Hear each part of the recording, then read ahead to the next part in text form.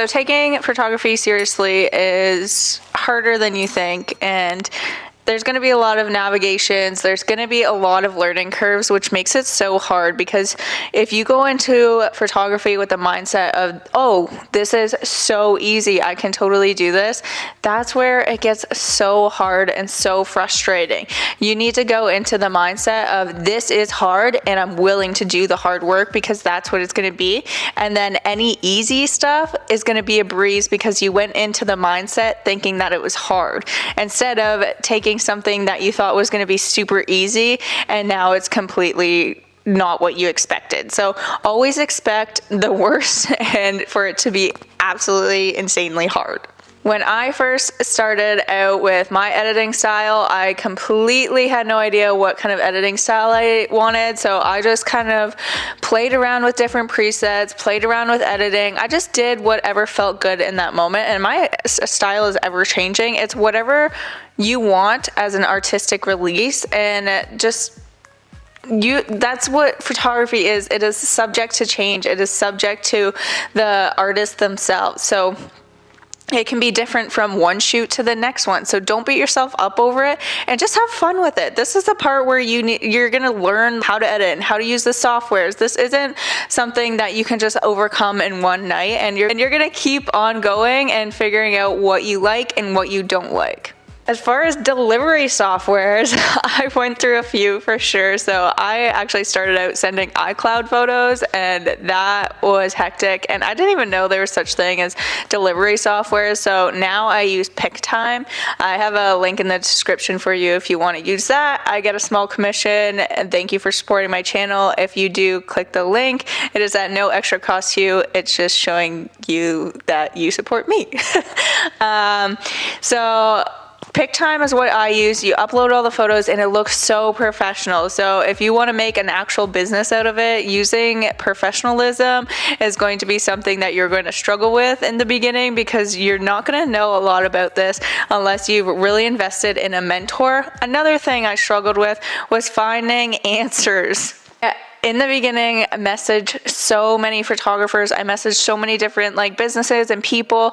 I just needed help. I had no idea what to do, or I was just looking to learn some other things. I had been learning on my own through YouTube, but I didn't know there was programs or courses out. I couldn't even find that. That's how new I was into it. And I started back in 2020. So I was struggling to find answers, and it was not easy. So I had to navigate a whole bunch of things, and I wish I had a mentor that was able to guide me through these things and fully give me answers, because anytime I had messaged somebody about an answer, they would keep it very short and sweet and gatekeep pretty well all of their information. So that is a super frustrating part in the beginning, is you will get a lot of messages like that. That's why I encourage people to message me, because I know where you've been, I know how you feel, and I do not want to gatekeep anything. You might get a voice memo instead of a message, because there's so much jam-packed information from your big long message. So I so encourage you to message me if you have any questions, because I know how hard it is to find the answer. Let me know if you have a question, and I can make a new video on it too, so that you can have the resources that you need. Getting clients. So in the beginning, you have friends, you have family, but people keep canceling on you. People don't show up. They don't want to book with you. It's a whole thing just trying to get a portfolio built, and that is another struggle about being a beginner photographer. To navigate around this, what I had done was I posted free shoots for an entire month, and I was able to get a lot of new clients in, and I was able to build my portfolio that way.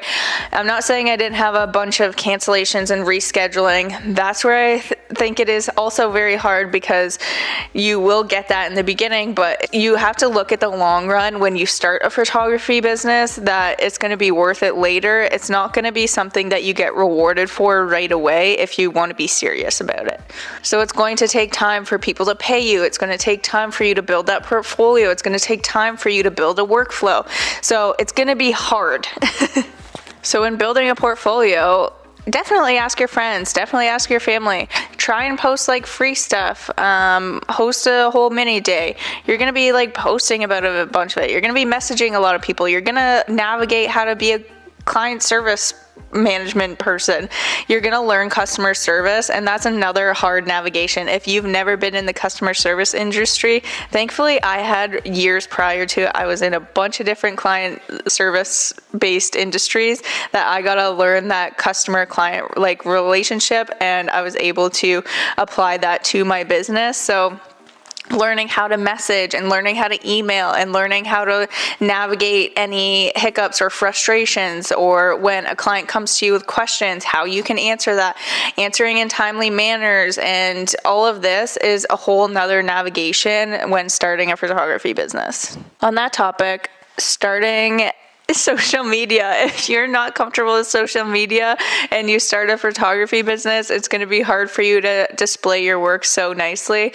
I think it's like 80% or 60% of your work is perceived from clients through your Instagram. So really, that's a very high percentage. If you don't know percents, that's a very high percentage of what people see your portfolio as. So having a nice Instagram or somewhere where you can display your photos constantly and keep updating it, I think it's like 13% come through your website and then something else. So 60% is a very big one. And learning how to even like post and post consistently and how to post like high quality images is going to be a hard navigation for you as well.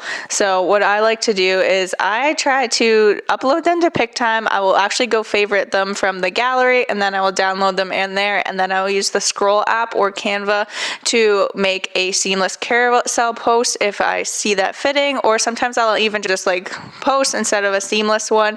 I actually have some templates available for you guys if you would like them. They are 50% off for Black Friday. I will leave that in the description below as well. But learning how to show your face too. I am more likely to support some businesses if they show their face and who they are, opposed to me just like supporting a brand. So like Nikon, like I don't know the face behind that. Obviously they're big enough where they're just like way out there, but I'm more likely to support humans over brands because I love that, but I will also love your brand. But I love to see the behind the scenes. I love to see who you are. That's my personal opinion, and building a personal brand on that. So showing your face, showing who you are, and you kind of have to be vulnerable to your audience, because if you expect them to be vulnerable to you and message you and book with you, you have to show them the same courtesy and be the first one to be vulnerable to them and show them what you like and like what your life is like. So it goes both ways. So you can't just think that people are going to come to you willingly if you don't put yourself like out there. So that's another really hard thing, is putting yourself out there. Another major roadblock is just figuring out your camera and like your settings and figuring out lenses and what all these numbers and things mean, and finding a laptop. All this camera gear and all this laptop gear and photography gear is absolute chaos, and all you're looking at is a bunch of different numbers and you have no idea what they mean. So it's super frustrating trying to learn these things in the beginning, especially on your own if you don't have a mentor, because you're going to be looking at a bunch of different stuff on the internet. You're going to be researching and it's all going to mix match, and you're going to not know what to believe, and then you're going to go test it out and you're going to buy the wrong things, and it's all just going to be a whole web of things that you need to learn and things that you're trying to navigate through and figure out.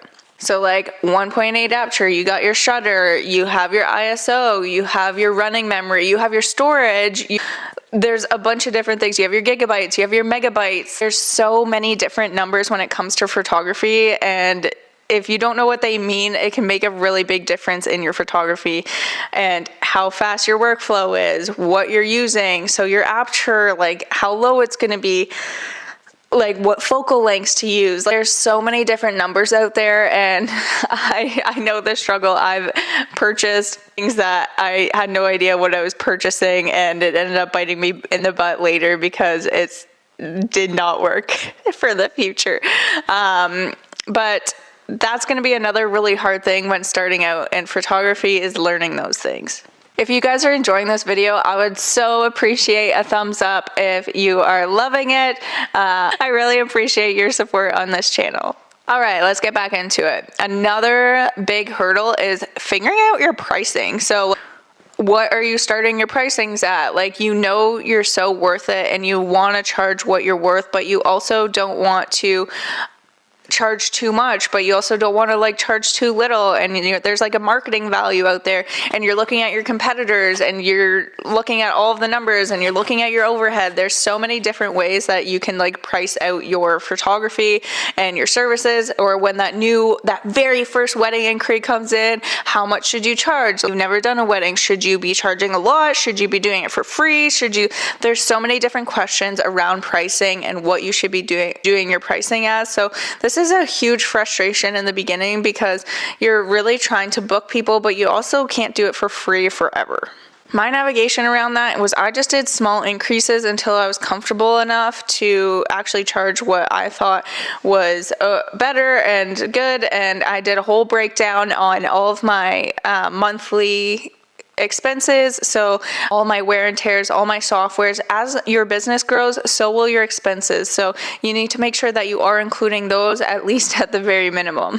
After you do start charging, you get a bunch of cancellations and you're trying to figure out the workflow of everything and how to back photos up and the whole workflow end of things, and making things flow smoothly on your end is another huge learning curve, because you have to learn how you're going to seamlessly flow everything together without jumping from different spots, wasting your time. Because as a photographer, and I know this, that you don't want to be wasting your time on unnecessary things, and you want things to flow nicely for you and your clients. So this can include things from importing your SD card on your hard drive, and then where's your hard drive backed up onto, making sure that you have like a cloud-based backup. Are you uploading your photos to a client delivery software? What are you doing with all of these photos after they've been sent? Are you formatting the memory cards after? Are you using only one memory card? Are you using one memory card per session? There's so many different workflows out there that it's not just one fits all. There's definitely so many out there that you can use and adjust it to tweak what your style is and what you're comfortable with. So creating your own workflow, you can take bits and pieces of everybody else's workflow and create your own. You do not have to follow somebody else's that you've seen and stick to that. You can adjust it to your liking and what makes you feel confident.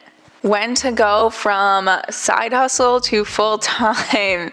What a big decision. This is a huge decision that you need to make in your business at some point, whether you want to stay with the job you have and just keep it as a side gig to keep your creativity going in that, but also still love your full-time job and want to keep that, or the financial insecurity and just being able not to know what you're going to make, how unpredictable it might be.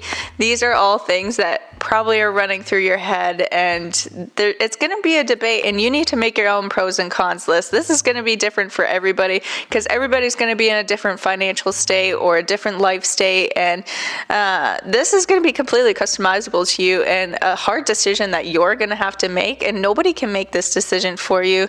They could definitely answer a few questions, but they cannot ultimately make the decision for you on whether you should be a full-time business owner or you want to keep it as a side gig. As I'm looking out my window and how sunny it is, I realize how hard it was to navigate lighting too in the beginning, especially sunlight and harsh sunlight, and learning like where the lighting should be on my subject, when should I use flash. Lighting is a huge thing in photography, and if you're not playing around with light and you're not experimenting with that, you're not going to know how to edit it. You're not going to know how to adjust your camera settings. You're not going to know how to adjust your subject and what angle you should be at. There's a whole bunch of different things in that you need to learn, especially when it comes to like golden hours and when it gets dark out and the time changes. When are you starting your shoot? When are you finishing your shoot? Are you okay with the shooting in the daytime? What if it's cloudy? It's going to get darker earlier. There's so many different lighting scenarios that you need to navigate and learn in those beginning stages before you start really excelling in there. You need to be comfortable with different lighting situations and using a flash when you're taking wedding photos, because because using a flash is essential for wedding photos. Like this enhances your wedding gallery so much, because at some point in the wedding, it is going to get dark. You're going to be in a tent, maybe you're going to be in a church, maybe you're going to be in a hall, and these are all going to be opportunities for you to use a flash and make your photos absolutely stunning and expose them properly. On that, using your ISO, so you're not cranking your ISO way too high. I'm comfortable with it now because technology has denoise AI, and the full frame cameras and the mirrorless cameras do absolutely amazing with ISO, so I'm super comfortable with it. I try not to go over 10,000 because that's a little too high for me, so 10,000 and under is what I stick with on my ISO, but that's where we can still bring in our flash and use different lighting scenarios to navigate those harsh lighting situations.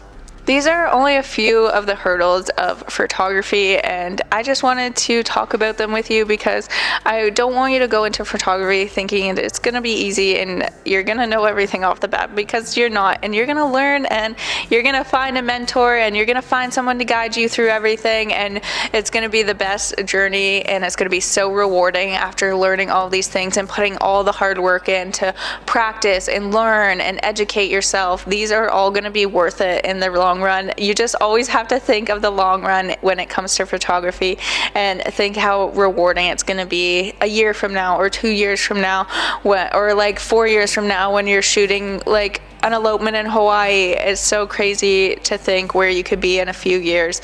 Don't underestimate the process of starting a photography business, and I wish you so much luck, and let me know if you have any questions at all, because we do not gatekeep around here, because I know how it feels. So please let me know if you have any questions.